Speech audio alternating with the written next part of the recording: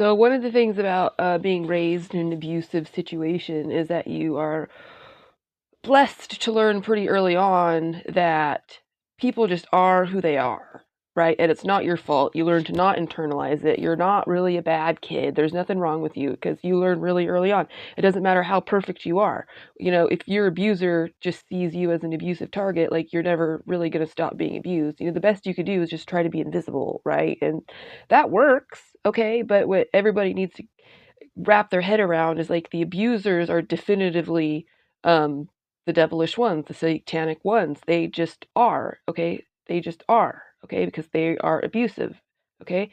So then imagine when your entire life, the entire success of your life is in the hands of your abuser, you're not going to get anywhere because they just abuse you because the abuser are the satanic ones and they don't even see the truth, you know? And, the abusers just do not see you as the contributing perfect member of community that you are because they just are hell-bent on having some kind of a weakling, scapegoat, vulnerable person to abuse. Like, I don't know why abusive people abuse the people that they abuse. I don't really know, but it's just kind of one of those things that helps get me in like my headspace now. It's like, I know I'm not bad. I know I haven't done anything wrong. I just know that like my entire existence is like for whatever reason in control of an abusive higher power, and there's nothing I can ever do to convince that abusive higher power that I haven't done anything wrong because it just is abusive and it's just going to abuse whatever the fuck it decides to abuse. And in this case, it's kind of like the United States and the government et al, et cetera, whatever, and we're just all slaves, okay? And you definitely feel, that satanic energy constantly trying to like throw that personal responsibility on you. Like you just didn't do enough. You just didn't do enough.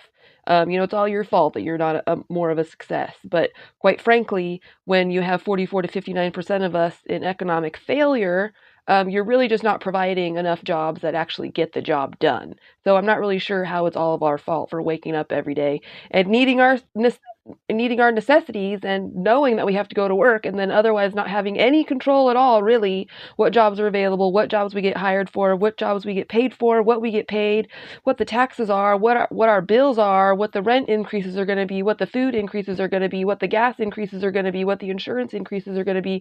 We have no idea. And then beyond that, we don't necessarily have any idea how to keep our skills ahead in our own time to make sure that we even stay like relevant for any potential future possibilities anyway. Okay, because educations are exorbitantly expensive and exorbitantly time consuming. So, you're just not ever going to tell me that when now that gas